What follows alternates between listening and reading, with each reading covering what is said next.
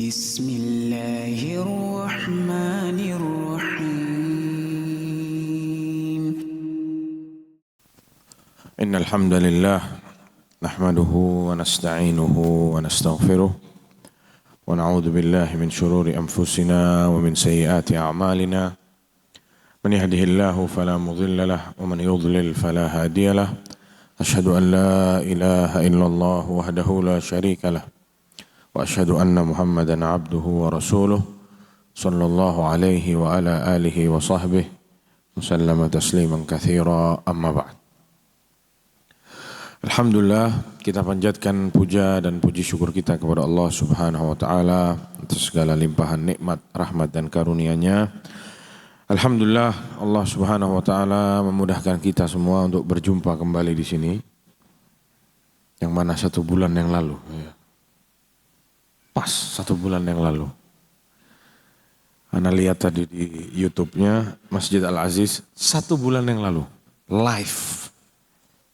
Kajian anak di sini. Sekarang kita berjumpa lagi. Waktu sangat cepat berjalan dan alhamdulillah Allah masih beri kita kenikmatan, ya, nikmat iman, nikmat kesehatan, nikmat Islam dan nikmat waktu. Ya, bisa duduk di masjid menuntut ilmu. Yang mana banyak dari saudara-saudara kita di luar sana yang tak peduli sama agamanya, tak peduli sama akhiratnya. Allah masih kasih kita kenikmatan ini, semoga kenikmatan ini tetap Allah berikan pada kita selalu sampai ajal menjemput kita nanti. Amin ya rabbal alamin. Salawat serta salam tak lupa kita curahkan kepada Nabi kita Muhammad sallallahu alaihi wasallam dan juga kepada keluarga beliau, istri-istri beliau dan para pengikut beliau dengan baik sampai hari kiamat. Para jemaah yang dirahmati Allah Subhanahu wa taala, Rasulullah sallallahu alaihi wasallam bersabda, ad-dinu an-nasihah. Agama itu apa? Nasihat. Jadi ini kata yang pendek ini itu yang membuat kita ini tahu sama agama Islam dari zamannya Rasulullah dulu sampai ke zaman kita sekarang, ya karena ada ini, nasihat. Saling mengingatkan satu dengan yang lain. Para sahabat mengingatkan, ngasih tahu para tabi'in ngasih tahu, para tabi'ut tabi'in dan para tabi'ut tabi'in ngasih tahu orang yang di bawahnya. Terus saling menasihati sampai ke zaman kita sekarang. Bayangkan kalau mereka tidak saling menasihati, mungkin agama ini sudah habis. Kita tidak tahu apa itu Islam. Kita tidak tahu apa itu sunnah. Kita tidak tahu apa itu iman. Kita tidak tahu sholat itu gimana, tidak tahu. Kalau semuanya masing-masing, nafsi-nafsi, saya, kamu. Ya, kalau semuanya seperti itu, mungkin kita tidak tahu sama Islam. Tapi alhamdulillah orang-orang terdahulu kita tidak seperti itu. Mereka peduli, mereka sampaikan apa yang harus mereka sampaikan kepada orang-orang atau generasi yang datang setelahnya. Ngomong-ngomong masalah nasihat, sebagaimana yang ditulis judul kajiannya, nasihat emas. Subhanallah. Ada satu nasihat yang oleh Allah Subhanahu wa taala diabadikan di dalam Al-Qur'an sampai-sampai Allah jadikan nama dari suratnya itu nama orang yang nasihatin anaknya itu. Dicek apakah beliau itu nabi? Bukan. Biasanya Allah taruh itu nama-nama surat dengan nama nabi. Ada surat Nuh, ada surat Hud, ada surat Ibrahim, ada surat Yusuf, dan yang seterusnya. Ini bukan nabi, bukan siapa-siapa, tapi dijadiin nama surat oleh Allah Subhanahu wa taala. Surat Luqman yang kita tahu.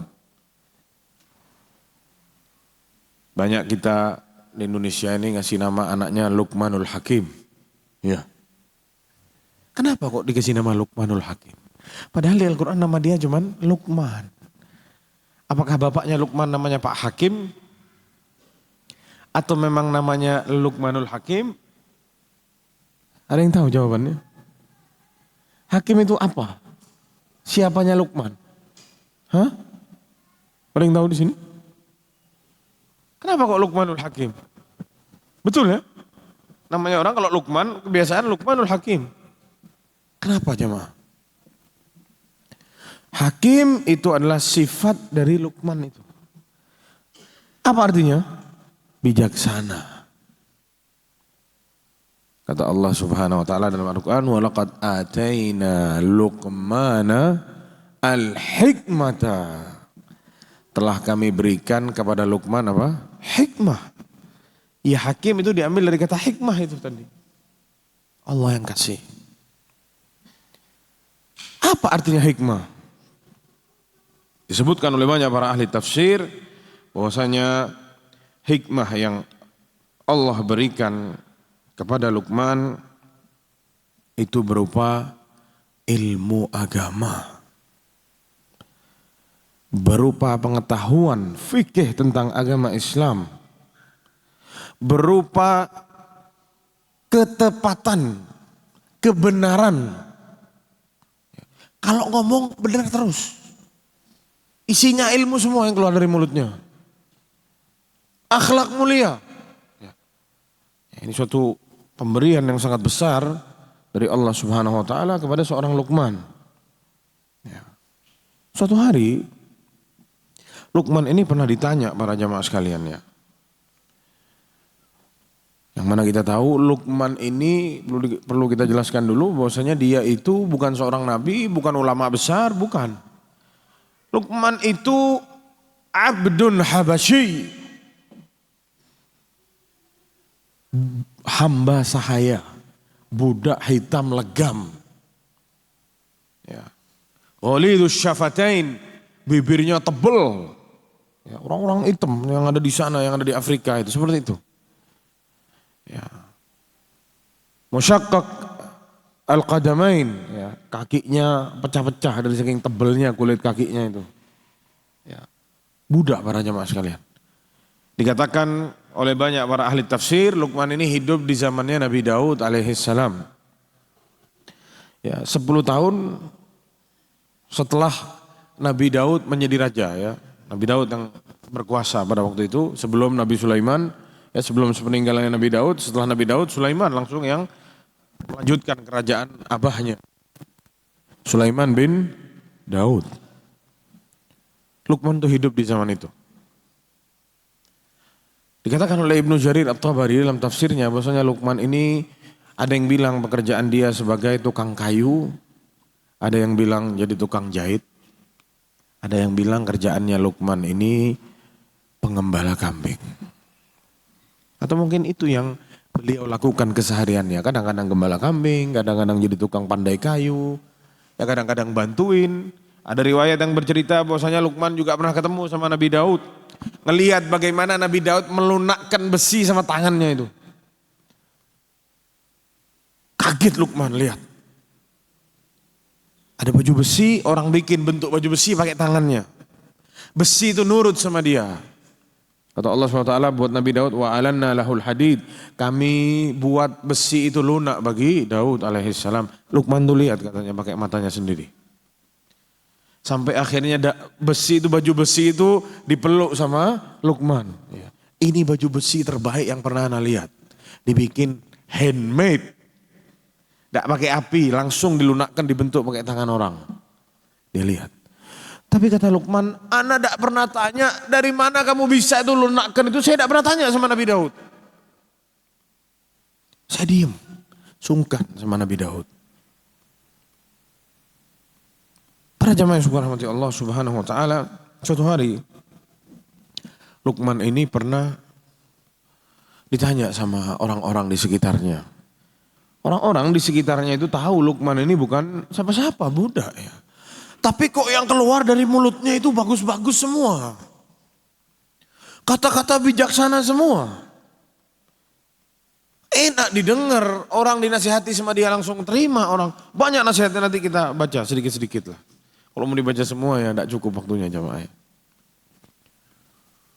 Katanya orang-orang disebutkan, diriwayatkan oleh Imam Ibnu Jarir At-Tabari dalam tafsirnya, ada seorang datang ke Luqman, dia bilang, "Alasta alladhi kunta tar'a ma'i al-ghanam fi makan kadza wa kadza?" Bukankah engkau dulu pernah gembala kambing sama ana di sana dan di situ?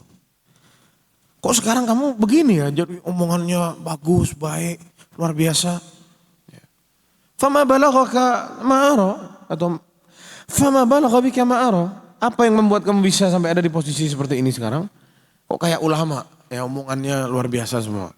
Katanya Luqman, kita lihat bagaimana akhlak yang baik itu, bagaimana amal soleh itu bisa merubah sifat seseorang, bisa ngerubah cara hidup seseorang, bisa ngerubah mindset seseorang. Kita lihat nih, dimulai dari namanya ketaatan dan amal soleh dan akhlak yang baik. Kita lihat, katanya Luqman, yang buat ana bisa sampai seperti ini, yang pertama, sidqul hadis, jujur kalau berbicara. Kata Luqman, ana tidak pernah bohong. Dan yang kedua kata Luqman, wasamtu amma la ya'nini, dan diam di perkara-perkara yang tidak perlu, tidak ada gunanya buat saya. Tidak ada gunanya untukku, ana diam, kata Luqman. Zaman sekarang kita lihat pada zaman sekarang betapa banyak kita ini berkata dusta, bohong. Bahkan kadang-kadang bercanda tapi dusta. Barang tidak perlu dikomentari, sama kita dikomentari. Meskipun bukan lisan sekarang yang berkomentar, tapi jari yang komentar sekarang. Kita lihat, kata Luqman, ana bisa sampai ke seperti ini itu tidak mudah ya. Ana menjaga diri supaya ana selalu jujur dalam berbicara. Dan yang kedua, ana diam di perkara-perkara yang tidak ada gunanya buat ana. Tidak ada gunanya untuk bicara, diam. Samt. Dan di riwayat yang lain dijelaskan, Luqman itu bilang, ana jaga juga makanan yang masuk ke perut ana ini. Ana jaga kemaluan ana dari yang diharamkan. Ana jaga amanat orang kalau dititip. Ana menepati janji. Dan semua disebut sama Luqman kebaikan-kebaikan semua. Karena ini semua kebaikan, ana bisa sampai ke titik ini sekarang yang kamu lihat ini. Kalau ngomong isinya mutiara semua. Emas semua. Makanya judul kajiannya nasihat emas. Nasihat emas dari seorang Luqman. Para jamaah yang dirahmati Allah Subhanahu wa taala. Ada apa dalam surat Luqman? Sebagaimana yang sudah kita baca tadi ayatnya, walaqad ataina Luqman al-hikmata an ishkur lillah. Sungguh kami telah memberikan kepada Luqman al-hikmah. Kita sudah tahu makna yang dimaksud dengan hikmah tadi apa? Ilmu, fikih dan pengetahuan yang benar. Allah kasih ke Luqman. Lalu Allah mengatakan anishkur lillah. Bersyukurlah engkau kepada Allah Subhanahu wa taala. Di sini Allah Subhanahu wa taala memerintahkan kita semua untuk bersyukur kepada Allah Subhanahu wa taala. Para jamaah. Kata Allah Subhanahu wa taala, "Faman yashkur wa man yashkur fa innama yashkuru li nafsihi." Karena orang yang bersyukur itu hakikatnya itu dia syukur bukan untuk Allah. Allah tidak minta syukur kita sebenarnya. Tapi kalau dia bersyukur kepada Allah, itu kembali ke dirinya sendiri. Wa man kafara fa innallaha ghaniyyun hamid. Kalau kamu kufur, kata Allah, Allah itu maha kaya, maha terpuji, tidak butuh sama kamu. Para jamaah yang dirahmati Allah Subhanahu wa taala, kita diperintahkan oleh Allah Subhanahu wa taala untuk bersyukur kepada Allah bukan karena Allah itu butuh sama syukurnya kita. Tapi kita yang butuh sama syukur kita itu kepada Allah Subhanahu wa taala. Ada satu hadis sangat panjang para jamaah sekalian, hadis qudsi, hadis yang sahih diriwayatkan dari sahabat yang mulia Abu Dzar Al-Ghifari radhiyallahu anhu bahwasanya Rasulullah sallallahu alaihi wasallam pernah bersabda, satu hadis qudsi ya, firman Allah Subhanahu wa taala, kata Allah Subhanahu wa taala, "Ya ibadi, wahai hamba-hambaku, inni haramtu dzulma ala nafsi wa ja'altuhu bainakum muharraman fala tadzalamu." Ya Allah, atau wahai hamba-hambaku, kata Allah Subhanahu wa taala, aku haramkan kezaliman bagi diriku sendiri, kata Allah Subhanahu wa taala, dan aku jadikan kezaliman itu haram untuk kalian semua, maka kalian jangan saling menzalimi satu dengan yang lain. Kata Allah Subhanahu wa taala, ya ibadi, wahai hamba-hambaku. Kita lihat, ya ibadi. Dipanggil sama Allah Subhanahu wa taala, wahai hamba-hambaku. Kullukum dhallun illa man hadaituhu. Kalian semua itu hakikatnya tersesat, kecuali siapa-siapa yang aku beri hidayah, kata Allah Subhanahu wa taala. Maka fastahduni ahdikum, minta hidayah kepadaku, aku beri kepada kalian hidayah. Lalu Allah Subhanahu wa taala mengatakan, ya ibadi, wahai hambaku, kullukum ja'iun illa man ad'amtuh. Hakikatnya kalian semua para hambaku, kalian itu semuanya kelaparan, kecuali siapa-siapa yang aku beri makan. Fastad'imuni at'imkum. Minta makan kepadaku, aku beri kalian makan. Ya ibadi, wahai hamba-hambaku, kata Allah SWT, kullukum arin illa man kasaituh, atau illa man kasautuh. Kalian semua hakikatnya itu telanjang, tidak punya baju seperti sekarang yang kita pakai ini, kecuali siapa-siapa orang yang aku beri pakaian, kata Allah Subhanahu wa taala.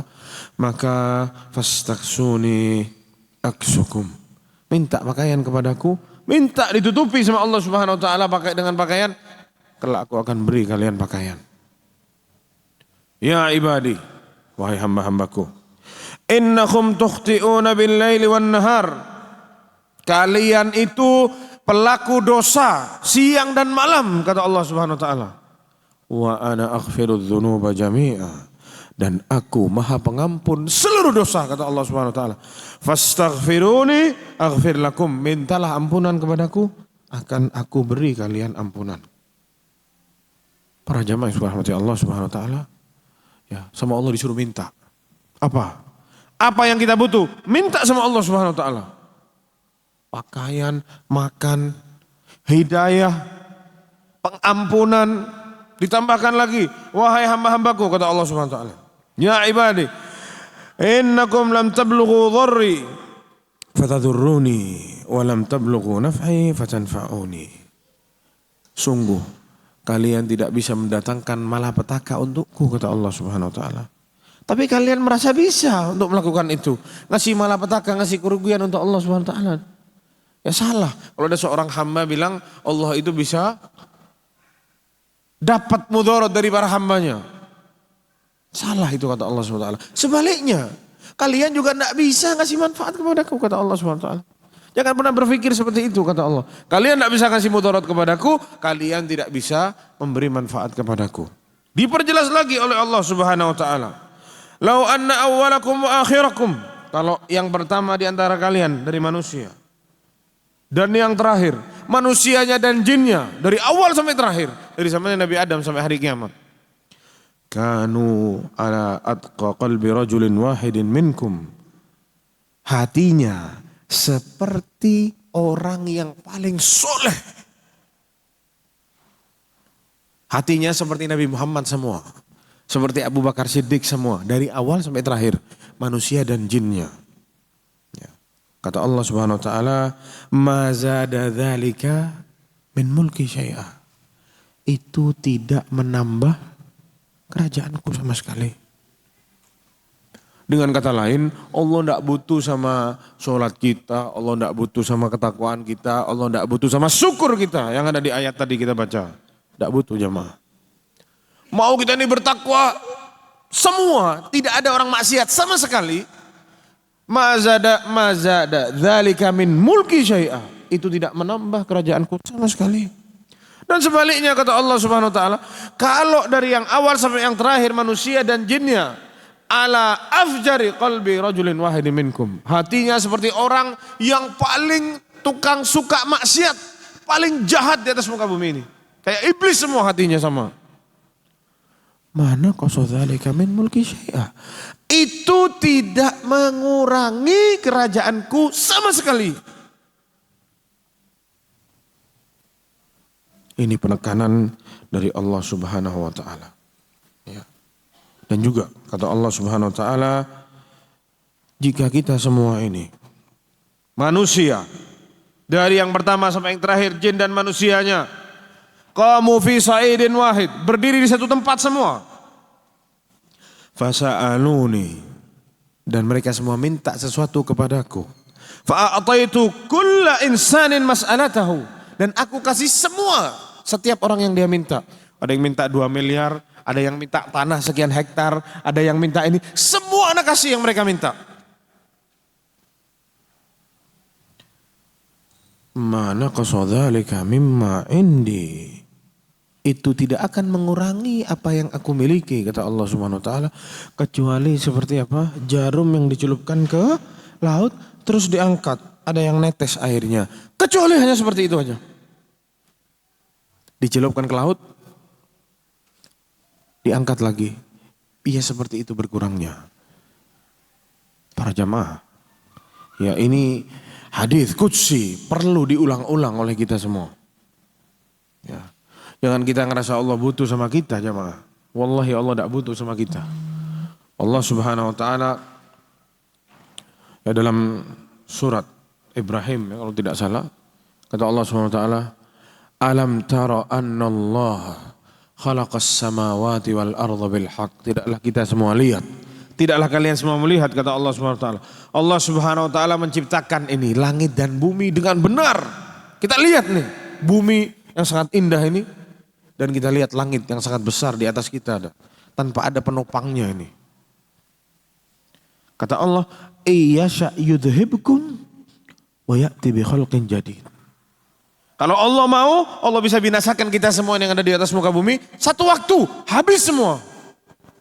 Wa ya'ti bi khalqin jadid. Allah datangkan lagi makhluk yang lain, orang-orang yang lain yang baru. Dan ditekankan sama Allah di akhir ayatnya, wa ma dzalika 'ala Allahi bi'aziz. Pas nih ayatnya ada di Masjid Al-Aziz sekarang. Dan itu bukan sesuatu yang sulit untuk Allah Subhanahu wa taala. Tidak sulit. Allah mau habiskan kita semua ini dalam satu waktu, terus sama Allah diganti lagi sama hamba-hamba yang lain yang mau bertakwa kepada Allah Subhanahu wa taala. Itu gampang. Tidak sulit untuk Allah Subhanahu wa taala. Para jamaah, ya, setelah Allah mengatakan kami telah memberi kepada Luqman al-hikmah, ilmu tentang agamanya.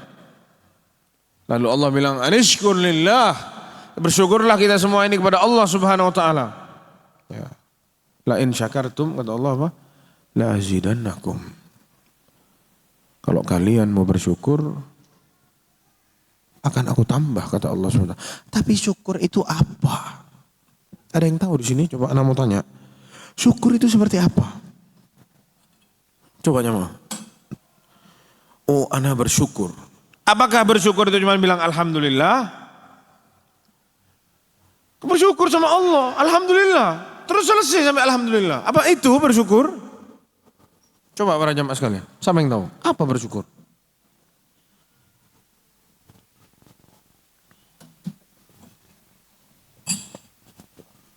Jamaah, jangan tidur jamaah. Apa bersyukur? Kira-kira? Itu adil namanya. Menempatkan sesuatu pada tempatnya. Itu makna dari adil. Itu kebalikannya zalim. Karena zalim menempatkan sesuatu tidak pada tempatnya. Jadi kebalikan itu adil ya. Syukur apa? Atau bukti seseorang itu bersyukur itu apa? Allah jelaskan dalam Al-Quran. Ya. Saat Allah menceritakan bagaimana Allah beri kenikmatan yang sangat dahsyat kepada Nabi Sulaiman. Dijadikan angin jadi tentaranya. Ada jin yang taat sama dia. Disuruh kerja. Disuruh bikin tempayang-tempayang dari... Ya, yang besarnya seperti orang bisa naik ke atas. Ya, itu apa namanya vas-vas yang indah-indah itu dari mutiara dan lain sebagainya. Ya, Nabi Sulaiman ini nyuruh anak buahnya jin dan semua suruh kerja sama Nabi Sulaiman semua. Dan kalau ada yang tidak hadir dicari sama Nabi Sulaiman. Ya. Jifanin kal jawab wa qudurin rasiyat. Ya. Itu panci-panci yang besar-besar disuruh bikin itu sama Nabi Sulaiman, suruh kerja semua. Setelah Allah jelaskan itu semua, Belum lagi ada orang-orang atau makhluk-makhluk seperti jin dan lain sebagainya yang takut sama Nabi Sulaiman itu tadi, disuruh masuk khusus untuk masuk ke dalam laut, ambil itu perhiasan-perhiasan dari dalam laut. Ada mutiara dan lain sebagainya. Ada, Nabi Sulaiman punya itu pekerja-pekerja khusus. Ada yang ahli bidang pembangunan, ada yang ahli bikin ya macam-macam. Pajangan-pajangan yang bagus. Angin disuruh taat sama dia, jin taat sama dia, bisa dengar bahasanya hewan dan lain sebagainya. Di akhir ayatnya Allah bilang apa? I'malu ala Daud syukra. Beramallah engkau wahai anaknya Daud sebagai bukti syukurmu kepada Allah Subhanahu wa taala. Jadi syukur itu apa? Beramal jemaah. I'malu ala Daud syukra. Beramallah engkau wahai anak cucunya Daud nih, wahai Sulaiman. Anak sudah kasih engkau ini kenikmatan yang tidak ada sebelumnya dan setelahnya, tidak ada. Sampai Rasulullah itu pernah nyekek jin. Jinnya sama Rasulullah mau diikat, tapi Rasulullah ingat ini yang bisa seperti ini tuh haknya Nabi Sulaiman. Saya tidak mau ngambil haknya Sulaiman. Dilepas jinnya sama Rasulullah SAW. Saking dahsyatnya Nabi Sulaiman, ya kerajaannya tidak pernah ada setelahnya dan sebelumnya seperti itu. Kata Allah apa? Beramallah kamu hai Sulaiman sebagai tanda syukurmu ini kepada Allah Subhanahu wa taala, dan ditutup setelahnya itu ayatnya wa qalilun min ibadiyas syakur. Namun sedikit dari hamba-hambaku yang bersyukur, kata Allah Subhanahu wa taala. Para jamaah yang dirahmati Allah Subhanahu wa taala, setelah Allah menjelaskan bahwasanya Allah beri hikmah kepada Luqman, ya, ilmu kepada Luqman, ini juga tanda buat kita semua saat kita punya ilmu kita harus bersyukur kepada Allah Subhanahu wa taala. Allah kasih kita hidayah, Allah kasih kita pengetahuan, tahu gimana cara sholat yang benar, tahu gimana caranya beramal keseharian kita, tahu zikir dan lain sebagainya. Itu sesuatu yang harus kita syukuri. Yang selanjutnya para jamaah sekalian, ada satu kisah dari hikmahnya seorang Luqman ini. Ya, jadi suatu hari Luqman itu karena dia budak, tuannya Luqman itu memerintahkan, ini kisahnya dikisahkan oleh Imam Ibnu Jarir At-Tabari dalam tafsirnya ya. Tuannya Luqman bilang ke Luqman, sembelihkan buat saya kambing itu. Kan dia gembala kambing. Sembelihin salah satu kambingnya. Katanya tuannya, akhrij, keluarkan 2 bagian dari kambing itu yang paling baik. Ya, kita lihat para jamaah sekalian, kata tuannya apa? Keluarkan 2 bagian yang terbaik yang ada di kambing itu. Sama Luqman dibawain ke tuannya, lisannya kambing itu sama hatinya, sama jantungnya kambing itu dibawa ke tuannya. Ya, diem, tuannya diem. Tak lama setelah itu diperintahkan lagi. Sembelih lagi kambing, sekarang keluarkan 2 bagian dari kambing itu yang paling buruk. Luqman datang bawa lisannya lagi sama hatinya, tuh jantungnya kambing itu dibawa. Bingung tuannya. Luqman, dulu saya suruh kamu sembelih kambing, keluarkan 2 bagian yang terbaik, kamu keluarkan lisan sama jantung. Sekarang ana suruh keluarin yang paling buruk, engkau lagi-lagi mengeluarkan lisan dan jantung. Apa maksudnya? Kita lihat jawabannya. Luqman. Kata Luqman, innahu laisa min syai'in atyabu minhuma.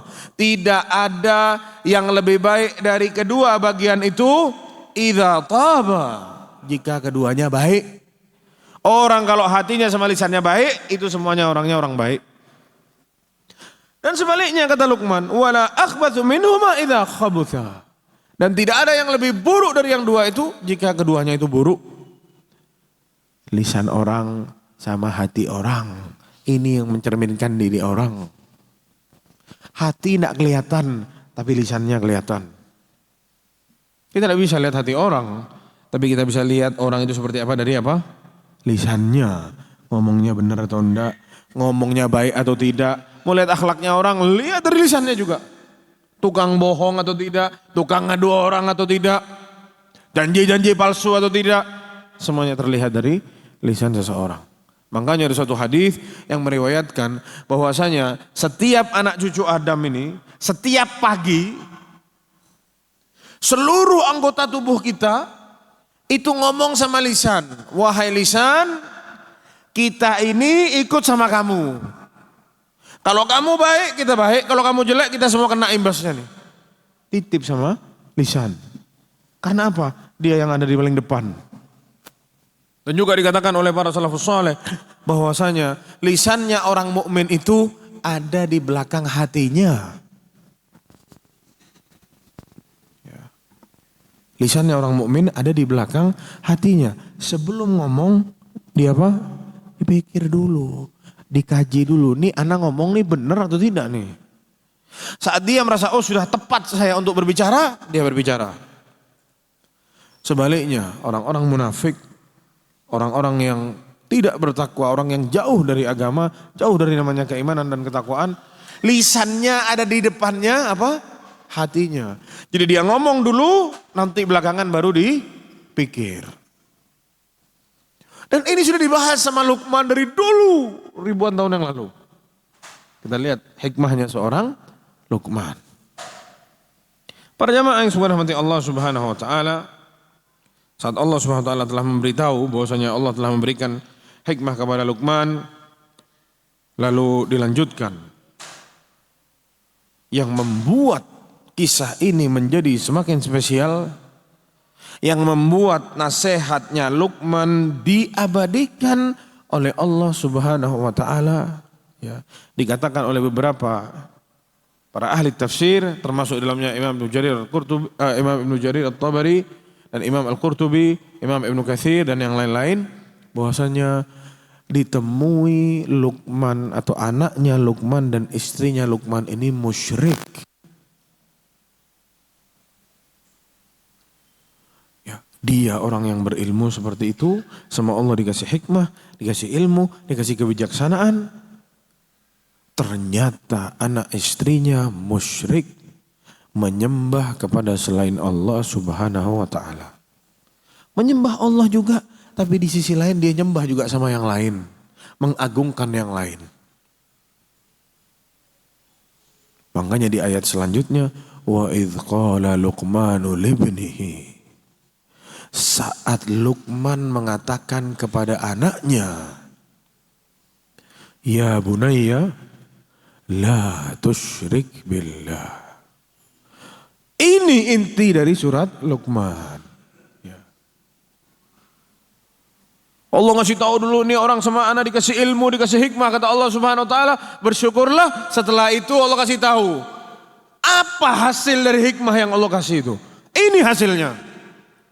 Saat dia menasehati anak sama istrinya untuk menjauhkan kesyirikan kepada Allah Subhanahu wa taala. Ini hasil dari hikmah yang Allah kasih itu. Jadi para jamaah sekalian, mau sehebat apa orang, mau sepinter apa orang, mau sejenius apa, mau secerdas apa, seintelektual apapun orang itu, kalau sudah berbuat syirik kepada Allah Subhanahu wa taala, tidak ada gunanya.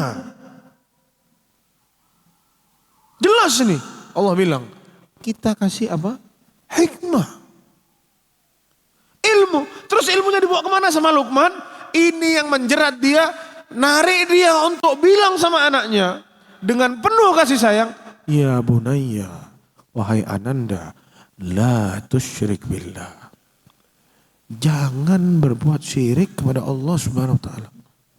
Dan dikatakan oleh para ahli tafsir yang menyebutkan kisah ini, wala yazalu yu'idhuhu, dan terus Luqman ini nasihati anaknya, ya bunayya terus, hatta taraka syirk, sampai anaknya meninggalkan kesyirikan, istrinya meninggalkan kesyirikan. Dahsyat para jamaah. Dan kita lihat kita zaman sekarang, berapa banyak kaum muslimin tidak pernah nasihati anaknya. Anaknya rusak, anaknya tidak sholat, anaknya begini, anaknya begini. Biar. Terutama bapak-bapak ini. Ini untuk bapak-bapak ini. Luqman itu bukan ibu-ibu, bapak-bapak. Ya. Sebagai suami dan sebagai apa? Seorang bapak. Jamaah, ini bukan kisahnya Nabi, ini kisahnya seorang budak. Hitam legam, bibirnya tebal, kakinya tebel kakinya itu saking mungkin tidak pakai sendal, pecah-pecah kakinya. Allah abadikan kisah ini dalam Al-Quran. Ini bukan kisah kaleng-kaleng para jamaah, ini bukan dongeng. Allah taruh kisah ini di kitab suci kita. Untuk apa? Untuk dijadikan pelajaran. Buat setiap laki-laki, bagi setiap bapak, setiap suami harus tahu nih sama ayat ini. Harus kenal sama Luqman.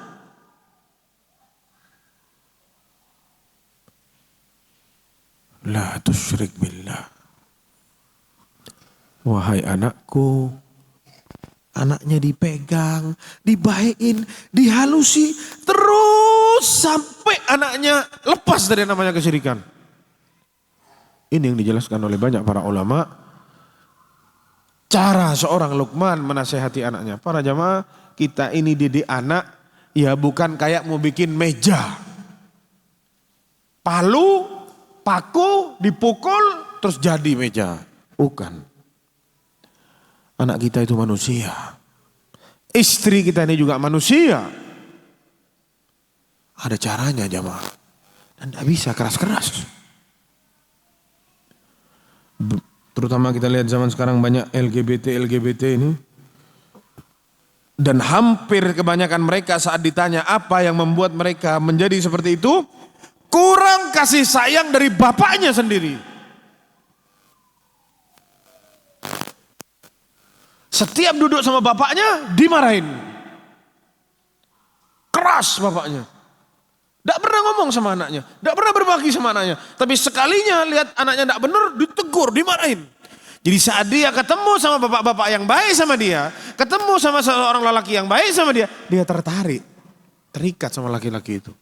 Lihat jamaah, hati-hati. Ya, anak kita itu amanat dari Allah Subhanahu wa taala. Ya. Dia wajib untuk bakti sama kita dan kita juga wajib untuk berbagi sama anak kita. Ada waktu sama anak, didik anak kita baik-baik. Bukan kita minta orang berbakti, tapi kita tidak kasih hak anak kita, cuma jadi mesin ATM saja. Ngasih uang aja. Sudah, anak sudah kerja, anak sudah. Pulang ke rumah, anaknya sama istrinya sudah tidur. Berangkat dari rumah, anak istrinya masih tidur. Wallahi, ini menjadi sebab kerusakan kaum muslimin. Saat bapaknya tidak ada di rumah, tidak ikut campur urusan rumahnya. Semuanya istrinya. Sini, urus anaknya. Ini loh anaknya, urus. Sini. Tidak pernah dia yang, tidak pernah. Tidak bantu istrinya sama sekali.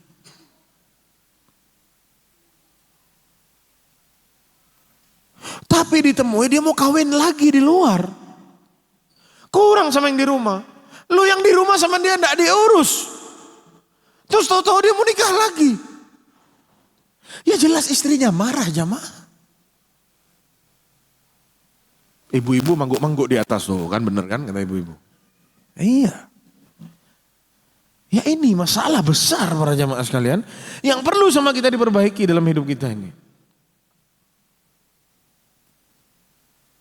Ini dahsyat para jamaah efeknya. Ini bukan urusan main-main ini. Pendidikan anak itu dimulai dari mana? Di rumah. Mau anaknya ditaruh di pesantren yang ngajar malaikat dari langit. Di rumah rusak orang tuanya. Jadi apa anaknya? Ya rusak. Yang dilihat bapak sama ibunya. Bapak sama ibunya tiap hari berantem. Bapak ibunya tidak sholat. Bapak ibunya tukang bohong. Bapak ibunya tukang tipu. Anaknya jadi apa? Jadi ulama kibar. Ya tidak bisa jemaah. Ya 11-12 jadinya. Dan ini kisah-kisah yang ada dalam Al-Quran ini kalau sama kita dikaji. Ternyata tidak hanya sesuai terjemahan. Banyak hikmahnya di dalam. Kalau mau dipretelin bisa. Makanya kata Syekh Abdul Razak bin Abdul Muhsin, satu hari dia bilang, pendidikan anak zaman sekarang itu bukan kayak zaman dulu. Zaman dulu didik anak itu pakai pecut. Anaknya sami'na wa ata'na, dipecut. Dan takut sama bapaknya. Nanti sudah agak besar dia cinta luar biasa sama bapaknya. Zaman sekarang enggak bisa. Pecut anaknya, kabur anaknya dari rumah.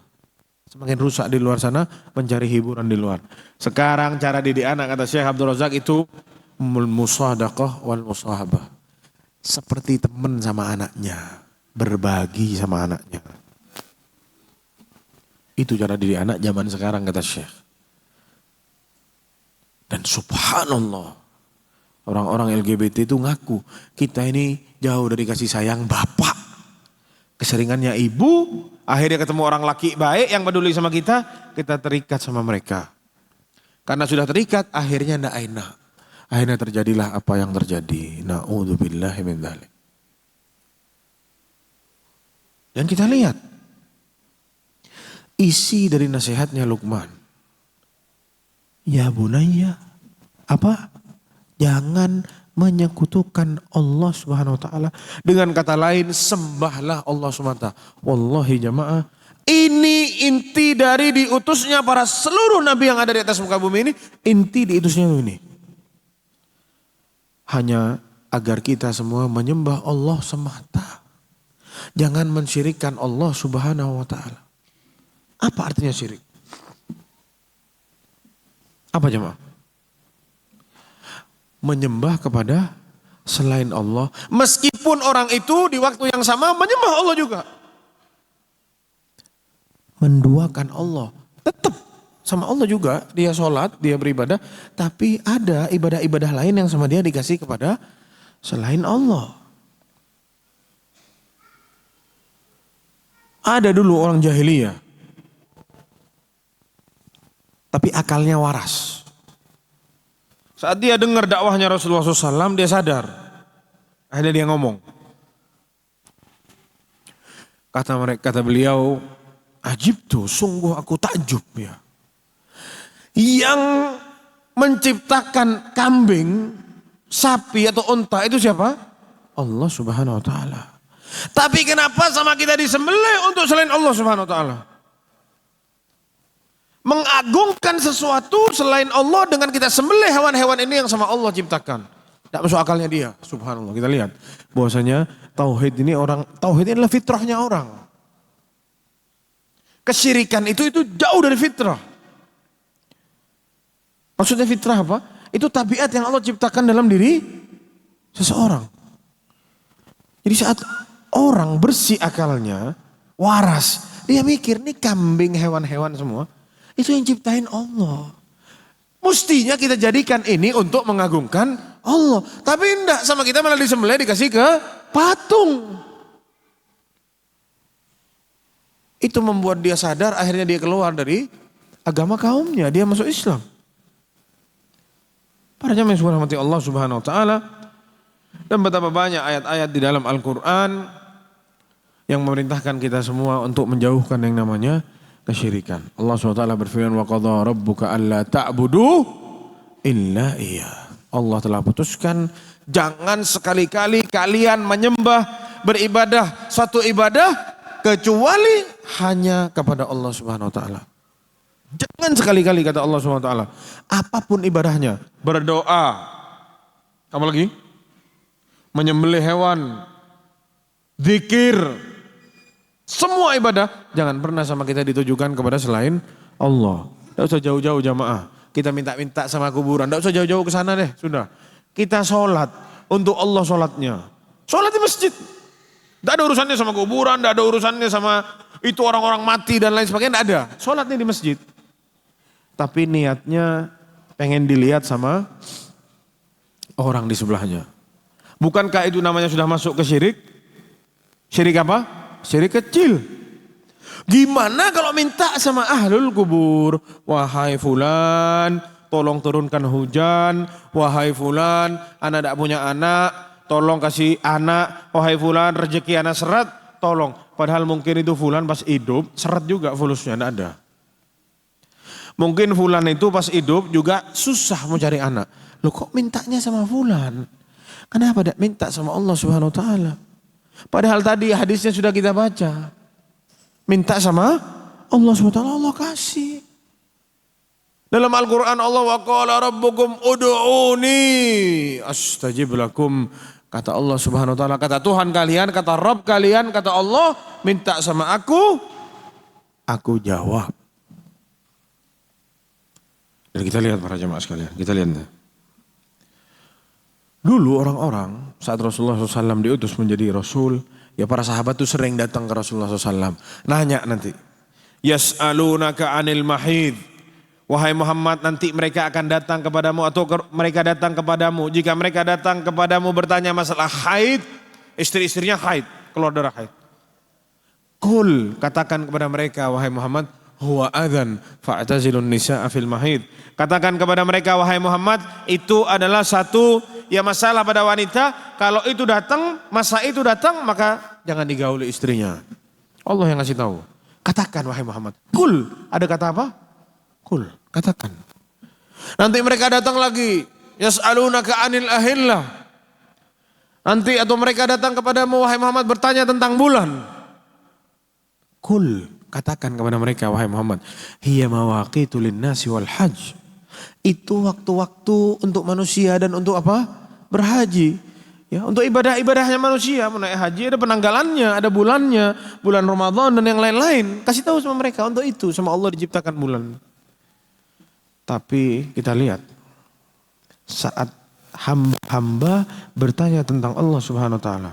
Kata Allah Subhanahu wa taala, "Wa idza sa'alaka ibadi anni." Kalau para hamba-hambaku bertanya kepadamu tentangku. Tidak ada. Kul. Tidak ada. Yang tadi apa? Kalau tanya masalah haid, kul. Kalau tanya masalah bulan apa? Kul. Dan ada lagi yang lain. Kul. Sama disuruh katakan wahai Muhammad. Tapi kalau sudah masalah Allah Subhanahu wa taala, masalah haknya Allah tidak ada kul. Allah yang jawab langsung dari langit ketujuh, dari atas langit para jamaah sekalian. Wa idza sa'alaka ibadi anni fa inni qarib. Kasih tahu sama mereka. Ya. Aku dekat kata Allah SWT. Langsung tidak pakai katakan wahai Muhammad, katakan ada. Ana dekat kata Allah. Ujibu da'watad da'i idza da'an. Apa maksudnya dekat? Dekatnya gimana? Ana jawab seluruh doa kalian yang kalian panjatkan. Ana yang jawab kata Allah SWT. Langsung ana jawab. Ana kasih kata Allah Subhanahu wa taala.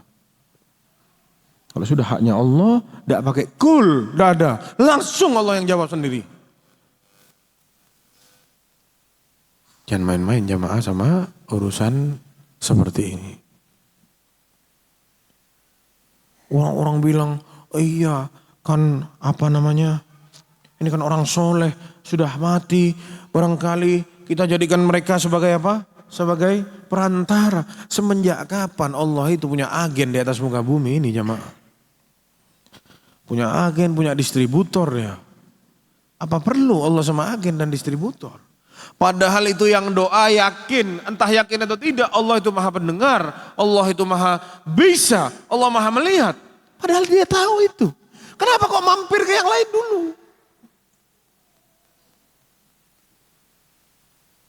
Nah ini para jamaah sekalian. Ya. Kalau Allah yang bilang, ud'uni, minta sama ana. Astajib lakum. Terus kita masih mau minta ke yang lain, mau doa ke yang lain, ada bukan masalah ini para jamaah sekalian. Dan ini yang sama Luqman coba ditanamkan di hati anaknya. Jangan berbuat syirik kepada Allah. Ya. Dan dikatakan oleh Imam Ahmad dalam musnadnya, di dulu Rasulullah SAW saat ayat turun dalam surat Al-An'am, ya. Alladzina amanu, kata Allah Subhanahu wa taala, walam yalbisu imanahum bidzulmin ulaika lahumul amnu wa hum muhtadun. Saat ayat ini turun dalam surat Al-An'am, para sahabat bilang ke Rasulullah, ya Rasulullah, ya arti ayatnya mereka-mereka yang beriman dan tidak pernah mencampuri keimanannya dengan kezaliman. Ulaika lahumul amnu wa hum muhtadun. Maka bagi mereka semua itu keamanan di atas muka bumi ini dan bagi mereka petunjuk dari Allah Subhanahu wa taala. Mereka lah yang akan diberi petunjuk sama Allah Subhanahu wa taala. Sahabat itu datang semua ke Rasulullah atau yang sahabat yang ada di situ saat dengar ayat ini turun itu berat buat sahabat. Ya Rasulullah, ayyuna lam yadlim nafsahu. Kata para sahabat, ya Rasulullah, siapa dari kita yang tidak pernah mendolimi dirinya?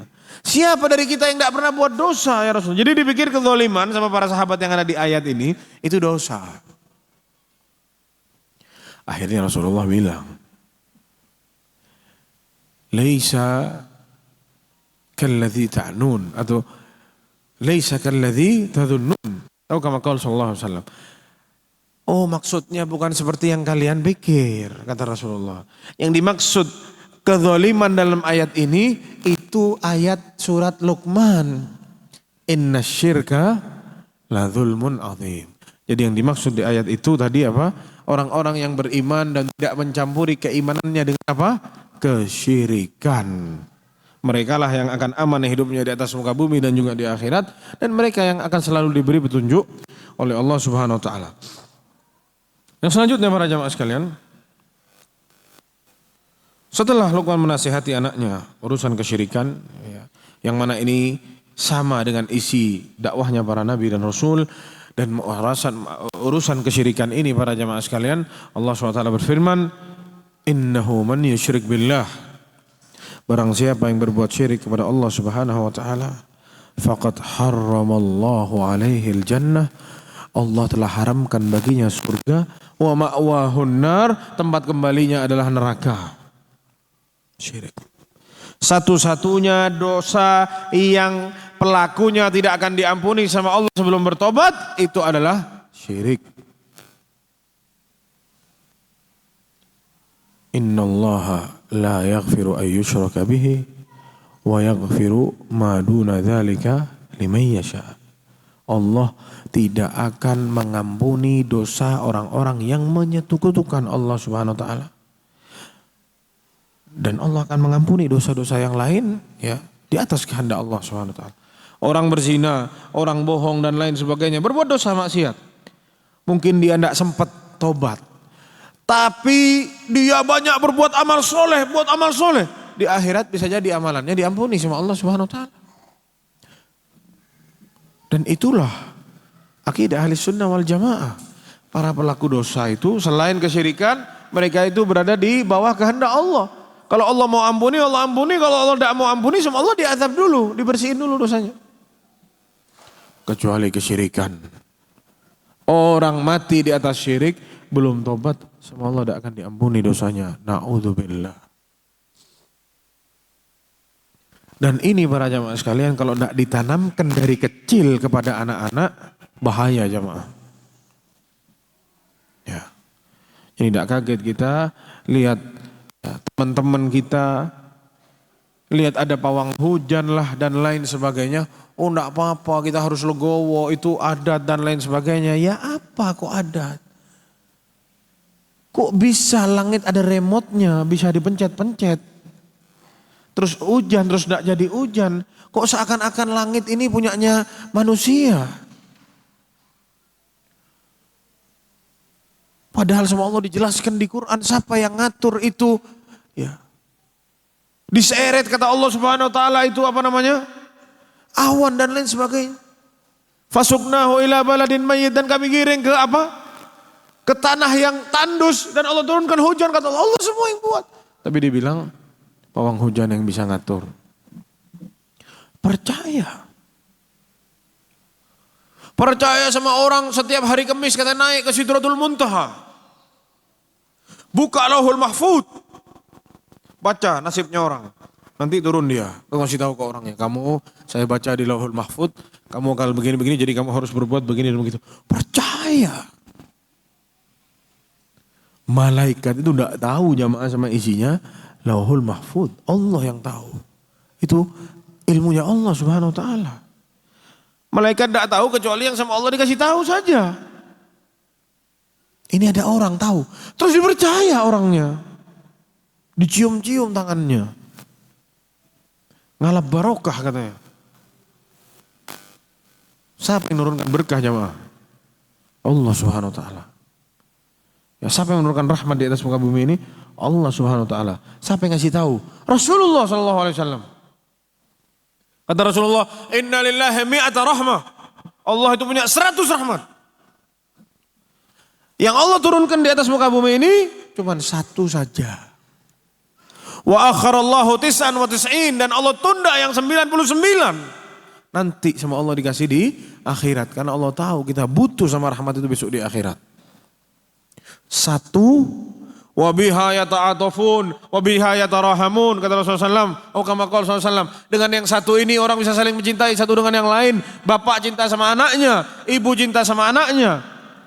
Induknya hewan sayang sama anaknya. Dari satu rahmat yang Allah turunkan ini dibagi rata kepada orang di atas muka bumi ini. Gimana besok yang 99? Tapi terkadang kita salah para jemaah sekalian. Minta sesuatu yang hanya bisa dikasih sama Allah, kita minta ke selain Allah Subhanahu wa taala.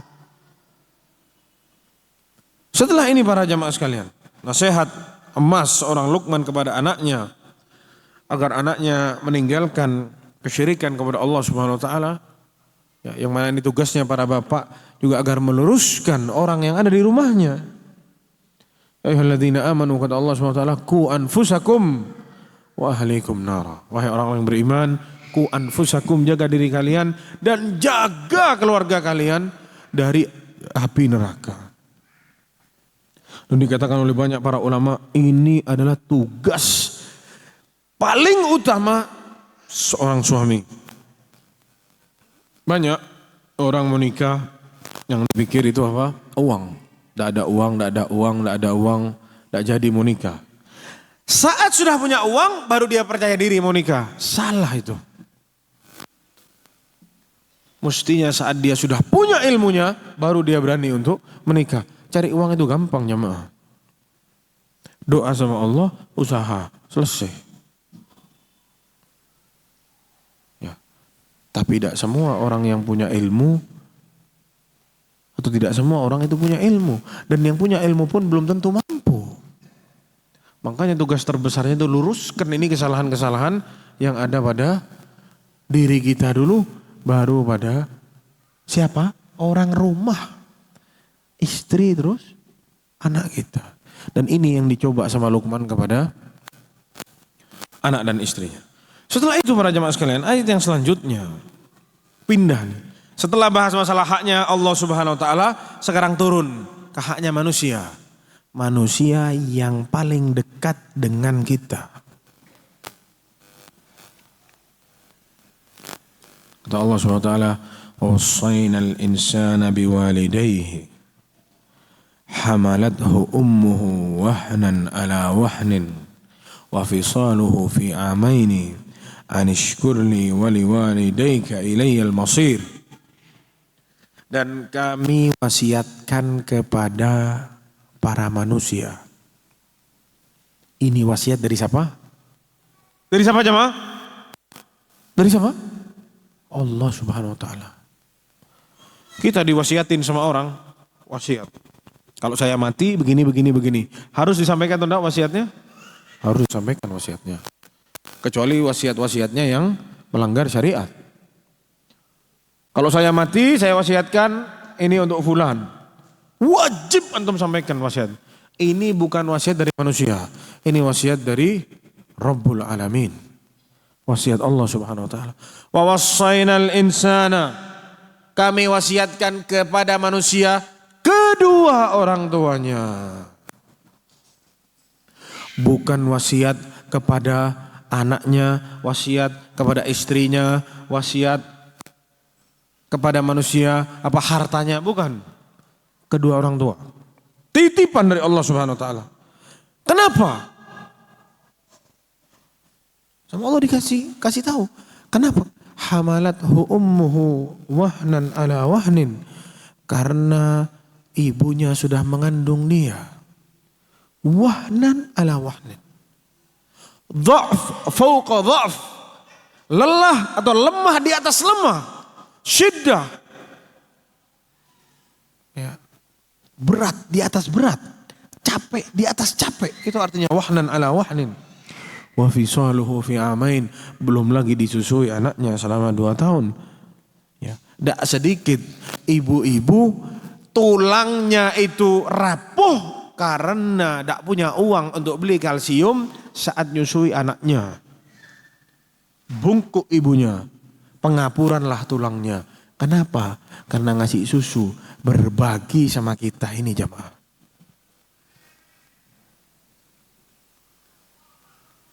Anak ngomong seperti ini bukan berarti anak orang yang paling berbakti sama orang tua anak.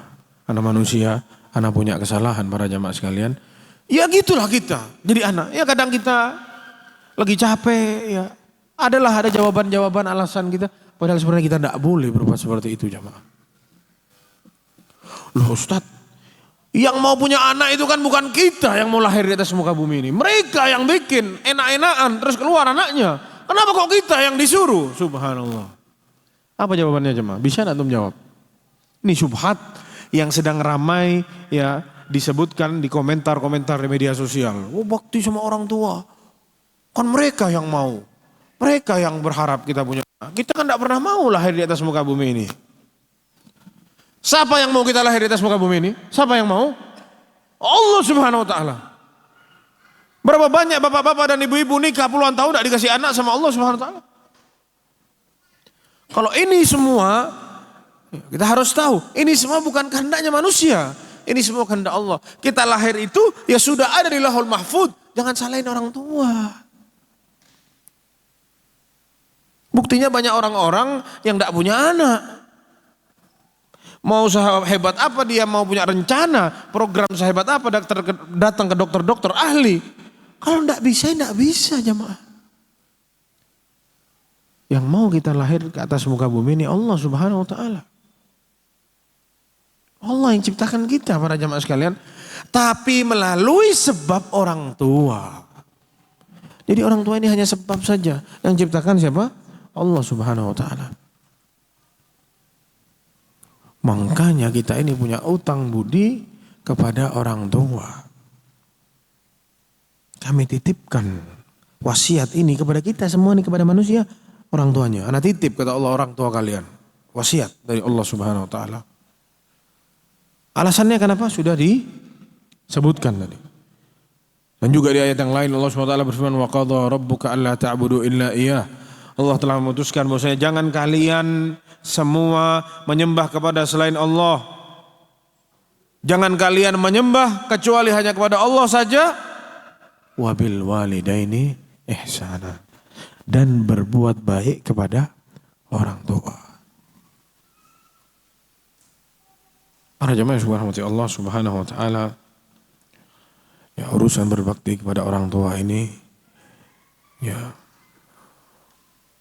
banyak orang yang salah atau banyak orang tidak tahu.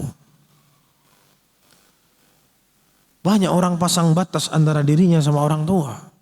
Apalagi anak-anak muda yang sudah nikah, dia lebih dengerin istrinya daripada orang tuanya. Ini masalah besar. Anak tidak ngomong istri. Istri sudah nikah, dikasih sama orang tuanya, sama bapaknya, diserahkan ke suaminya, selesai sudah. Orang tua nomor 2. Tetap kita harus buat baik sama orang tua. Tapi kalau sudah suaminya bilang A, ibunya sama bapaknya bilang B, dia harus ikut sama suaminya. Selama A sama B tidak keluar dari jalur syariat. Kalau suaminya nyuruh dia maksiat, orang tuanya nyuruh dia bertakwa kepada Allah, ikut orang tuanya. Tidak boleh taat sama manusia manapun dalam rangka berbuat maksiat kepada Allah SWT. Tapi tidak, suaminya punya hukum di rumahnya harus begini, harus begini, harus begini. Selama itu tidak melanggar hukum syariat Islam, wajib istrinya sami'na wa ta'na. Minggir, orang tua tidak boleh ikut-ikut campur lagi, selesai sudah. Tutup bukunya, selesai. Kamu sudah serahkan anakmu kepada suaminya, selesai sudah. Tapi masalahnya suami sama orang tuanya sekarang. Tidak ada ceritanya tutup buku jamaah, tidak ada. Kalau istrinya punya pendapat A, orang tuanya punya pendapat B, dia harus pintar-pintar menimbang ini. Dia harus bijaksana. Dalam satu sisi dia berbuat baik sama istri, ini perintahnya Rasulullah SAW. Dan perintah syariat Islam berbuat baik sama orang tua. Jangan sampai kita salah ambil keputusan. Dan ini laki-laki. Laki-laki itu perlu ketegasan, perlu kebijaksanaan. Jangan jadi laki-laki yang manut sama orang tua. Oh ya, tidak punya keputusan dalam hidup. Salah juga seperti itu para jamaah sekalian. Jangan jadi laki-laki juga yang dapat harta pas-pasan dikasih ke orang tuanya semua. Istrinya disuruh kelaparan sama dia. Salah juga itu begitu. Seorang laki-laki sama Allah dikasih jiwa, dikasih mental, dikasih akal yang lebih dari wanita dipakai untuk selalu jalan di tengah. La ifrat wa la tafrit. Tidak kurang-kurang, tidak lebih-lebihan di tengah-tengah orang laki itu. Bijaksana, pakai akal, bukan pakai perasaan seperti perempuan. Ini masalah banyak di zaman sekarang. Ya, saat anak durhaka sama orang tua. Bayangkan jamaah, dia dilahirkan sama ibunya, dia masih kecil, ibunya ngelahirin lagi, terus dia ngelahirin lagi adiknya lagi, 3. Sudah besar, ini 3, siapa yang rawat sampai besar? Ibunya. Disusui sama ibunya dan lain sebagainya. Sudah besar, sudah bisa cari uang sendiri, sudah nikah, Masya Allah. Tidak bisa ngerawat ibunya yang sudah tua renta, diserahkan ke panti jompo, tanda tangan semua. Semua, saudara, kami setuju menyerahkan ibu ke panti jompo. Kata Rasulullah, ragima anfu, sungguh celaka, merugi 3 kali diulang sama Rasulullah SAW. Barang siapa yang menemui orang tuanya sudah tua, tapi tidak bisa buat dia masuk surga. Dibuang surganya sama dia. Dikasih ke panti jompo. Ya apa bedanya sama orang kafir jemaah? Apa bedanya? Orang kafir umur 18 tahun sudah tidak ada urusan sama orang tuanya. Saya mau A mau B terserah saya gitu. Terus apa bedanya kita sama orang kafir? Bahkan lebih parahnya lagi di ayat selanjutnya. Kata Allah Subhanahu wa taala, "Wa in jahadaka." Kalau orang tuamu memaksamu ala an tusyrika bi, agar kalian berbuat syirik kepadaku. Apa? Ma laisa laka bihi ilmun fala tuti'huma. Kalau orang tua kalian memaksa kalian untuk menyekutukan Allah, maksiat, ya. Fala tuti'huma. Jangan ditaati masalah-masalah seperti ini, tapi tetap wa sahibhuma fid dunya ma'rufa. Gauli mereka di atas muka bumi ini dengan baik.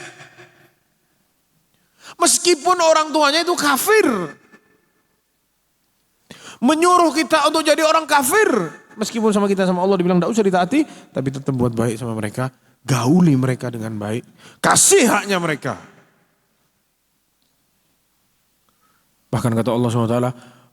Fala takul lahuma uffin.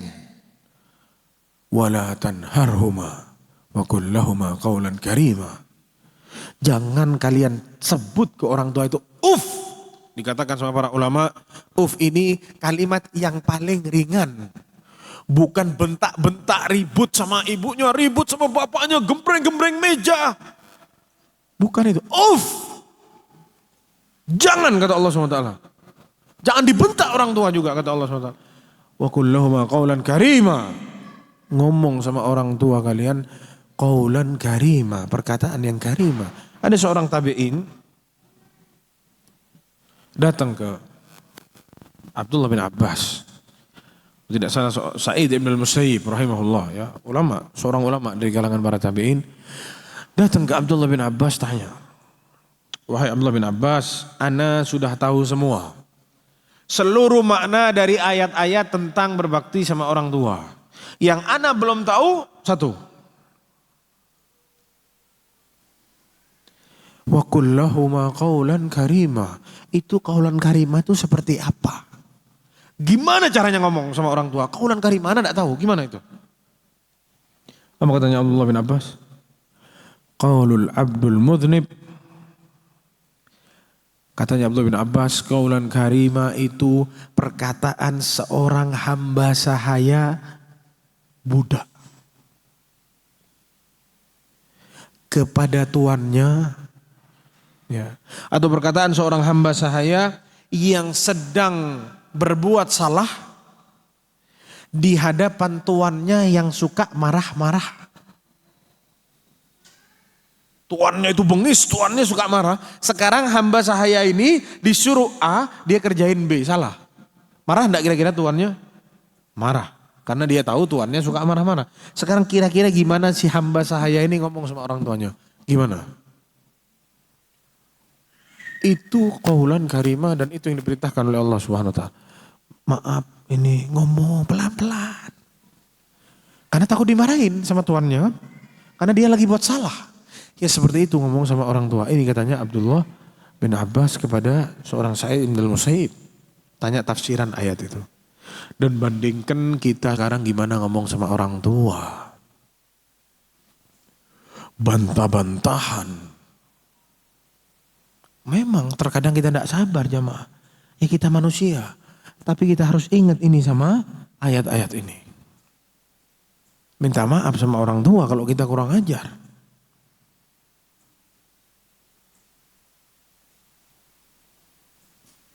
Para jamaah yang Allah Subhanahu wa taala, terutama kepada ibu.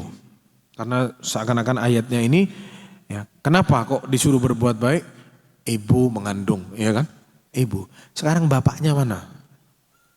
Apakah bapak bukan orang tua? Apalagi ditanya dalam sebuah hadis yang kita semua hafal, man ahaqqun nas bihusni sahabati. Ya Rasulullah, siapa orang yang paling pantas untuk aku berbuat baik kepadanya? Katanya Rasulullah, ummuka, ibumu. Tsumma man, lalu siapa ya Rasulullah? Ummuka. Tsumma man, terus apa ya Rasulullah? Ummuka, 3 kali. Ibumu. Tsumma man, baru abuka, baru bapakmu. Dikatakan oleh para ulama, kenapa kok ibumu? Karena ibu itu yang paling pakai perasaan. Antum salah ngomong sedikit, ibu itu bisa nangis jamaah. Ya. Antum salah ngambil keputusan sedikit, itu ibu bisa marah. Lebih sensitif. Kenapa? Makanya ibumu. Meskipun kata para ulama, tidak serta-merta semua yang sama ibu diperintahkan harus sama kita ditaati. Tidak. Ada seorang ulama di kalangan para tabi'in ditanya sama muridnya, ibuku itu memerintahkanku untuk menceraikan istri.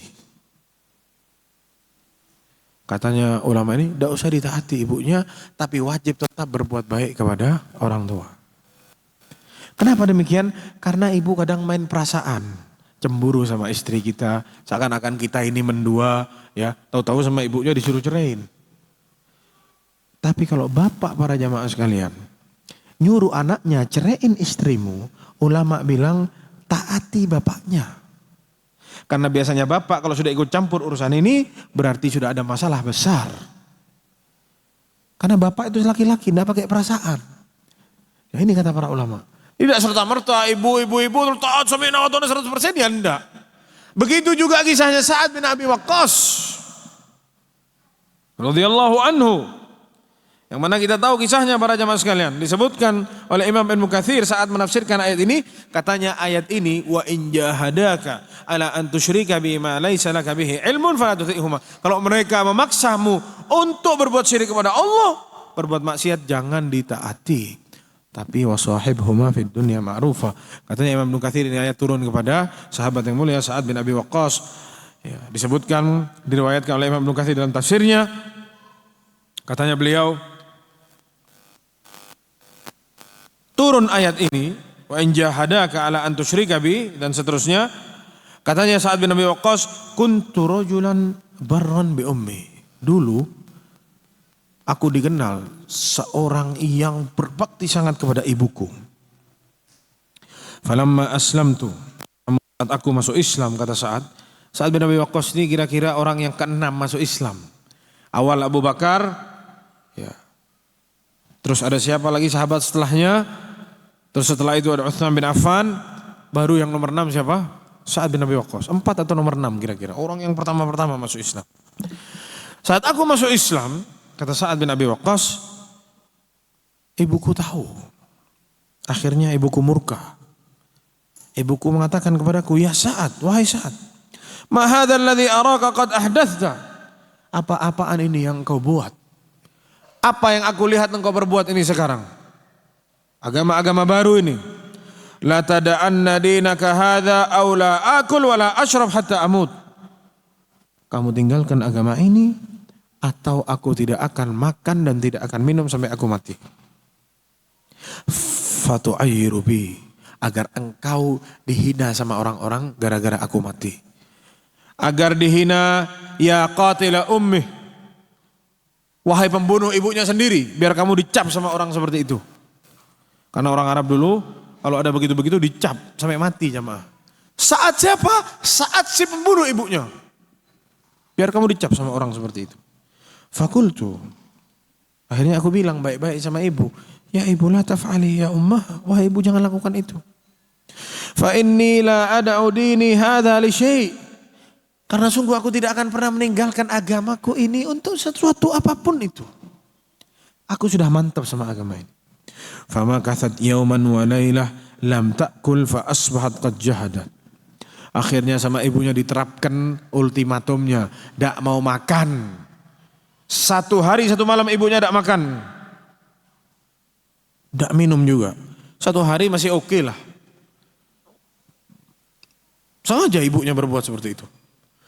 Tapi saat tidak pernah bergeming, ngomong baik-baik sama ibunya, santai. Akhirnya mulai di hari kedua, tidak makan, tidak minum. Mulailah kelihatan sudah lemas ibunya, tidak bisa berbuat apa-apa. Sampai akhirnya di hari ketiga semakin parah ibunya. Tuh bayangin jamaah, tidak minum ini. Kalau tidak makan mungkin bisa, tidak minum ini juga masalahnya. Semakin lemah, semakin lemah, semakin lemah. Sampai ibunya berbaring tidak bisa buat apa-apa. Saat bilang sama ibunya, ditekankan lagi ini tembakan yang terakhir. Ngomong baik-baik, ya ummah, wahai ibunda, lihat. Ya ummah, wahai ibunda. Bukan ya kafir, wahai orang kafir, enggak. Padahal ibunya orang kafir. Kita baru hijrah, baru ngaji, baru habis bahas kitab 1-2 kitab. Ya ibu ini bid'ah. Dimarahin ibunya. Pakai hijab bu, dosa haram, teriak-teriak di rumahnya. Ibunya ditatar sama dia. Lihat Sa'ad bin Abi Waqqas, ya ummah. Lihat ya ma. Wahai ibunda. Ya. Ta'lamina wallah, demi Allah engkau harus tahu ini.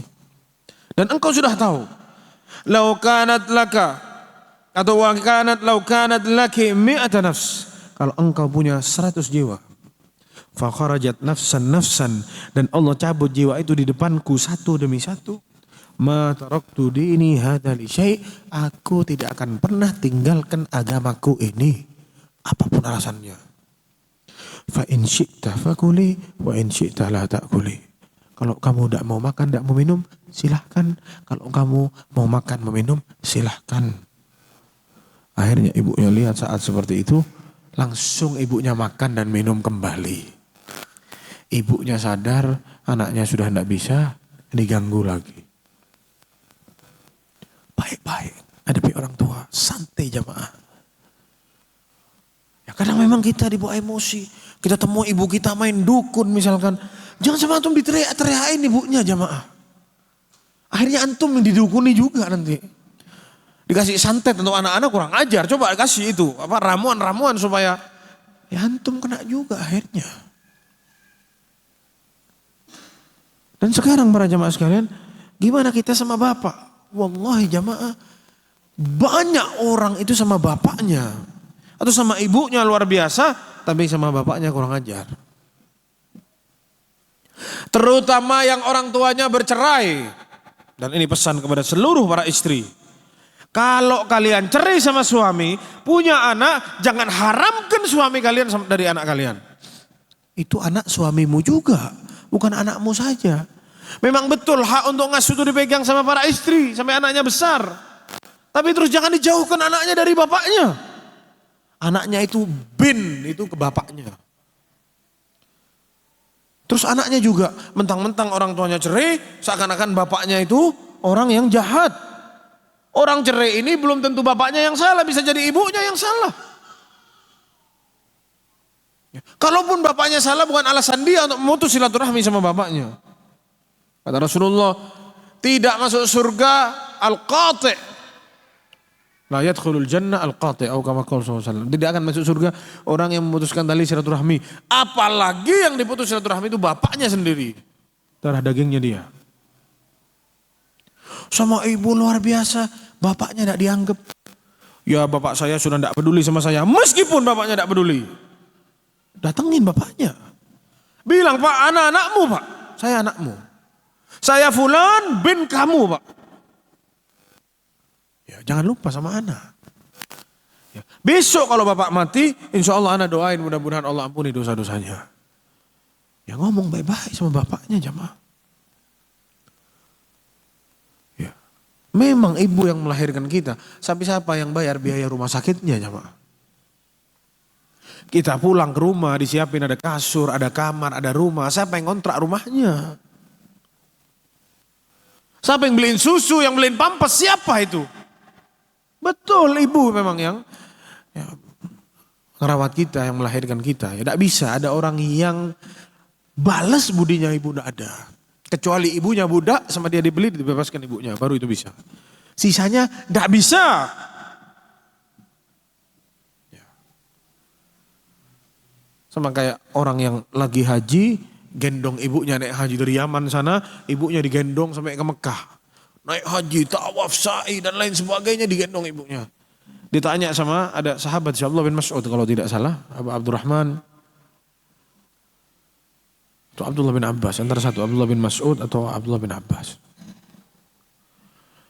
Anak ini seperti hewan tunggangan buat ibu anak, naik haji dari Yaman ribuan kilo dibawa ke Mekah, tawaf, sa'i, ibadah semua haji, ibu anak-anak gendong. Apakah engkau lihat aku sudah balas budi ibuku? Katanya sahabat yang mulia ini, la wala zafratan min zafaratiha. Engkau belum balas meskipun satu helaan nafas saat dia mau melahirkanmu. Engkau belum bisa balas itu. Dahsyat ibu luar biasa. Terus kita lupa sama abah para jamaah. Ya. Apa kita lupa? Ya. Ada orang bilang sama anak. Ya. Orang bilang ditinggal ibu itu berat. Ibu meninggal itu berat. Tapi orang tidak tahu gimana rasanya ditinggal oleh ayah. Ya. Mental hancur. Kita diganggu sama orang kita tidak bisa lawan. Ya. Habis jamaah. Ibu kita dicibir sama orang, kita tidak bisa buat apa-apa. Kenapa abah tidak ada? Tidak ada yang jaga rumah. Kehangatan itu tidak ada di rumah. Ya. Kalian tidak tahu kata dia ditinggal, ini orang yang ngomong ini ditinggal abahnya dia masih kecil. Abahnya tidak sakit serangan jantung atau meninggal. Keluar dari rumah tidak pernah kembali lagi. Tidak tahu rasanya ditinggal sama bapak. Katanya. Kalian bisa pikir ditinggal sama ibu, ditinggal sama ibu. Kalian tidak tahu gimana rasanya ditinggal sama ayah. Berat. Bukan sesuatu yang mudah kata dia. Ada suatu kisah para jamaah sekalian. Yang kisah ini dikatakan oleh sebagian para ulama bahwasanya dhaif ya. Cuman ada beberapa hadis lain yang semisal bunyinya cuman tidak ada tambahannya. Jadi disebutkan oleh sahabat yang mulia ya, dari Jabir bin Abdullah radhiyallahu anhu ya. Suatu hari ada seorang laki-laki bapak-bapak datang kepada Rasulullah sallallahu alaihi wasallam. Kata bapak-bapak ini, ya Rasulullah, atau anak-anak muda ya, datang ke Rasulullah sallallahu alaihi wasallam. Kata anak muda ini, inna abi akhadha mali. Wahai Rasulullah, sungguh bapakku telah mengambil hartaku ya Rasulullah. Kita lihat. Ya, kita sudah punya anak, sudah punya istri, sudah punya uang sendiri, lupa sama orang tua ya. Bapakku ngambil uangku ya Rasulullah. Jadi ceritanya anak ini lagi ribut sama bapaknya para jamaah sekalian. Karena dia tidak tahu, takut salah, mungkin datang ke Rasulullah, laporlah sama Rasulullah. Mau ngasih tahu kezoliman bapaknya. Dipikir sama dia, bapaknya ini zolim, ambil hartanya anaknya semaunya. Dia lapor sama Rasulullah, supaya bapaknya ditegur sama Rasulullah. Akhirnya Rasulullah kaget, loh kok bisa? Ya sudah kata Rasulullah SAW, idhab fa'tini bi abik. Sana mau panggil bapakmu, suruh datang ke sini kata Rasulullah SAW. Saat anak ini jalan mau panggil bapaknya, dikatakan fanazara Jibril alaihi salam. Turun malaikat Jibril. Kata malaikat Jibril alaihi salam kepada Rasulullah sallallahu alaihi wasallam, "Inna Allah azza wa jalla yukri'uka salam wa yaqulu laka idza ja'aka asy-syaikh fasalhu an syai'in qalahu fi nafsihi ma sami'athu udhunah." Kata malaikat Jibril, Allah titip salam buat kamu. Dan Allah bilang, kalau nanti si bapak itu datang, bapaknya anak ini yang tadi sama Rasulullah suruh panggil itu.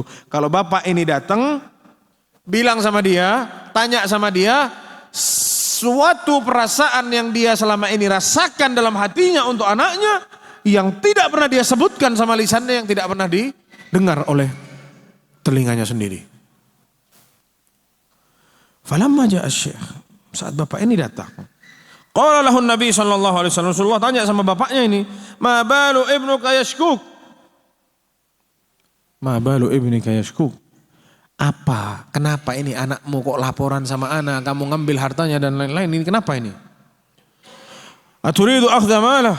Kamu mau ambil uangnya? Kata bapaknya, salhu ya Rasulullah, tanya sama dia ya Rasulullah. Hal unfikuhu illa ala ihda ammatihi wa khalatihi au ala nafsi. Uang yang anak ambil itu untuk apa? Tanya sama dia. Subhanallah, kita lihat nih. Ya bapaknya ini bilang sama Rasulullah, anak ambil uang anak-anak ini. Anak-anak ini orang kaya ya Rasulullah, orang mampu. Anak bapaknya miskin. Anak ambil uang anak untuk kebutuhan anak makan sehari-hari. Untuk bantu bibinya dia, tantenya dia, anak kasih juga. Bukan anak mau foya-foya. Kaget Rasulullah. Faqala Nabi SAW, da'ni min hadha. Taib, sudah kata Rasulullah. Faham anak sudah. Ya. Sekarang sebagaimana pesan Jibril tadi, kalau bapak ini datang suruh tanya apa? Perasaan yang ada di hatinya untuk anaknya yang tidak pernah disebutkan sama lisannya dan tidak pernah dia dengar sendiri sama telinganya. Maksudnya tidak pernah dia ucapkan ke manusia manapun perasaan ini. Dipendam dalam hatinya. Kata Rasulullah, ya sebutkan, ya akhbirni an syai'in qultahu fi nafsika ma sami'athu udhunak.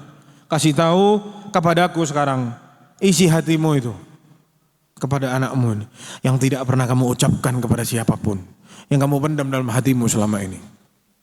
Ya. Bapak ini kaget jemaah. Kok bisa Rasulullah itu tahu? Anak punya sesuatu dalam hati mau diucapkan untuk anak ini tidak bisa. Ya ini seorang bapak para jamaah sekalian.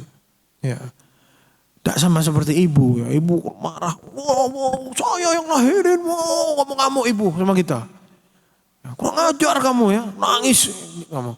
Kalau bapak diam ya, dipendem anaknya, dipendem perasaan itu sama. Sekarang sama Rasulullah dibilang keluarin perasaan itu, ya, yang selama ini sama kamu dipendam. Bapak ini kaget. Faqala syekh, bapak ini bilang, wallahi ya Rasulullah, ma yazalullahu yaziduni bika yaqina. Wallahi ya Rasulullah, ana semakin yakin kalau engkau adalah seorang Rasul. Kok bisa tahu di hati anak ini ada sesuatu? Katanya Rasulullah sallallahu alaihi wasallam, laqad qultu fi nafsi, kata bapak tua ini, faqad qultu fi nafsi syai'an ma sami'tu udhunayya. Aku memang punya sesuatu dalam hati yang tidak pernah aku ucapkan. Kata Rasulullah SAW, kul wa ana asma, katakan aku dengar. Silahkan ngomong. Ini ada anaknya, ada Rasulullah, terus ada bapak ini. Bapak ini ngomong panjang lebar para jamaah sekalian, ya, seperti syair yang sangat tinggi maknanya. Kita mencoba untuk menerjemahkan ini dengan bahasa Indonesia, kurang lebih lah. Kata bapak ini, aku yang mengasuhmu ketika engkau lahir. Ya, aku yang memeliharamu dan mencukupkan kebutuhanmu sampai kau remaja. Ya. Jerih payahku kau reguk dan kau minum sepuasnya, kata bapak ini. Ya. Jika engkau sakit di malam hari, wahai anakku, aku tidak bisa tidur karena derita sakitmu. Aku resah, aku gelisah karena sedih dan khawatir. Seakan-akan aku yang sakit, bukan engkau wahai anakku. Mataku tak mampu untuk menahan air mata karena khawatir kepadamu putraku. Khawatir engkau disambar oleh maut. Walau aku tahu semua ada ajalnya. Namun setelah kau dewasa dan engkau menggapai cita-citamu yang mana memang itu yang kuharapkan darimu, kata bapak ini. Engkau justru membalasku dengan keras dan kasar. Seakan-akan engkaulah yang berjasa bagi diriku, kata bapak ini. Wahai anakku, jika kau tak mampu menganggapku sebagai ayahmu, anggaplah aku sebagai tetanggamu. Ya. Sikapilah aku seperti seorang tetangga yang baik kepada tetangganya. Kata bapak ini kepada anaknya. Wallahi jamaah, saat bapak ini ngomong seperti itu kepada Rasulullah SAW, anaknya ini sama Rasulullah dicekik para jamaah sekalian, bajunya ditarik sama Rasulullah. Rasulullah bilang, anta wa maluka li abik. Engkau dan hartamu itu milik bapakmu. Tidak bisa jamaah. Ya, kita tidak bisa lari dari dua orang tua. Mau orang tuanya cerai, mau orang tuanya gimana, tetap ibu ya ibu, bapak ya bapak. Kita tidak bisa balas bakti kedua orang tua kita. Dan ini yang sama Allah SWT disebutkan dalam surat Luqman dan dalam surat-surat yang lain masalah birrul walidain. Dan masih banyak nasihat Luqman kepada anaknya yang mana mungkin tidak cukup waktunya untuk Anda sampaikan sekarang. Wallahu ta'ala alam, itu yang bisa Anda sampaikan. Mungkin dari jamaah ada yang mau mengirimkan pertanyaan lewat kertas. Tafadhol.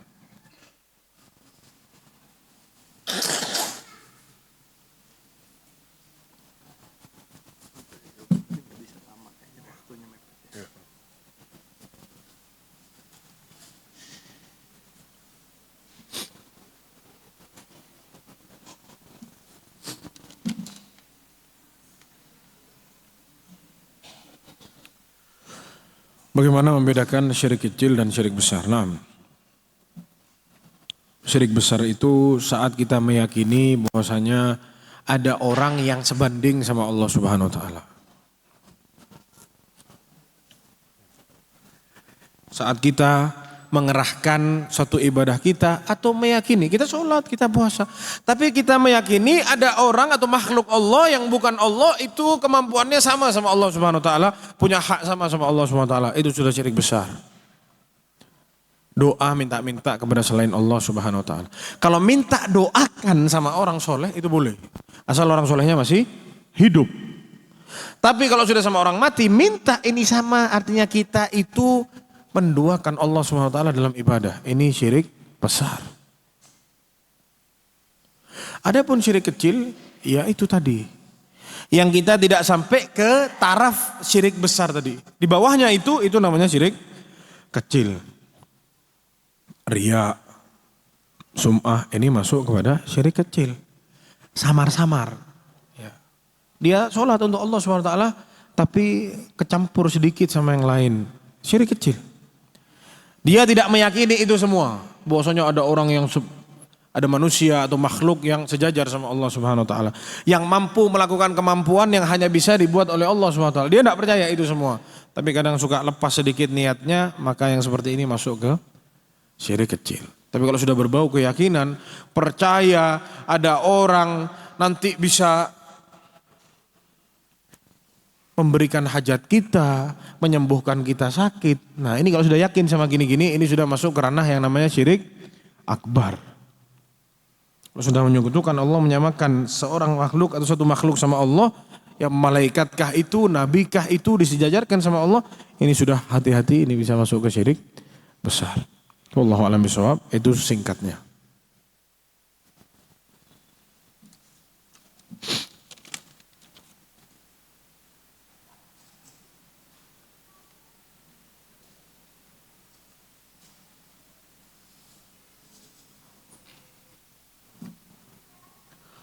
Bagaimana jika anak-anak yang sejak kecil dididik dengan agama yang lurus dan taat, namun ketika beranjak dewasa, karena ada masalah keluarga, anak jadi futur, bahkan sampai berani meninggalkan sholat. Apakah orang tuanya juga mendapat bagian dosa?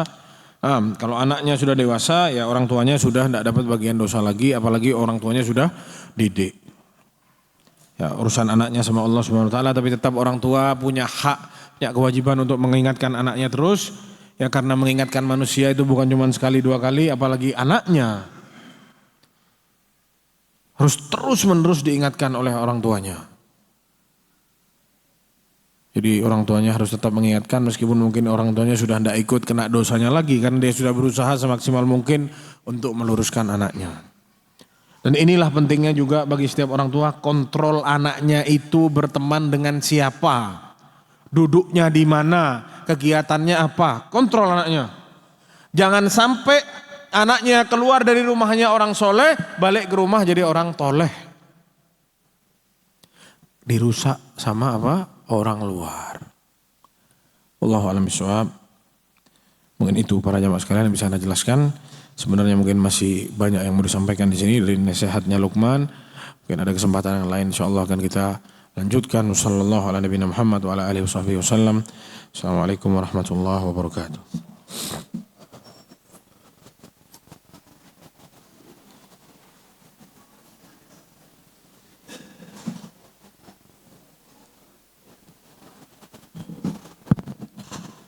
Baik, terima kasih. Jazakumullah khairan wa barakallahu fikum pada Al-Ustadz Mufi Hanif Talib yang sudah menyampaikan materi ceramah. Bapak-bapak dan ibu sekalian juga terima kasih atas kehadirannya. Barangkali masih ada pertanyaan yang bisa disampaikan, besok mungkin bisa ditanyakan di kajian sore ya, jam 4 sampai maghrib. Masih bisa bertemu dengan beliau. InsyaAllah ilmu yang didapatkan bisa kita murojaah kembali di surat Luqman ayat 12 dan seterusnya sampai 19 insyaAllah. Demikian bisa saya sampaikan. Terima kasih. Mohon maaf atas segala kekurangan. Kita tutup dengan doa kafaratul majelis. Subhanaka Allahumma bihamdika asyhadu an la ilaha illa anta astaghfiruka wa atubu ilaik. Billahi taufiq wal hidayah wal afu minkum. Wassalamualaikum warahmatullahi wabarakatuh. Salam. Assalamualaikum.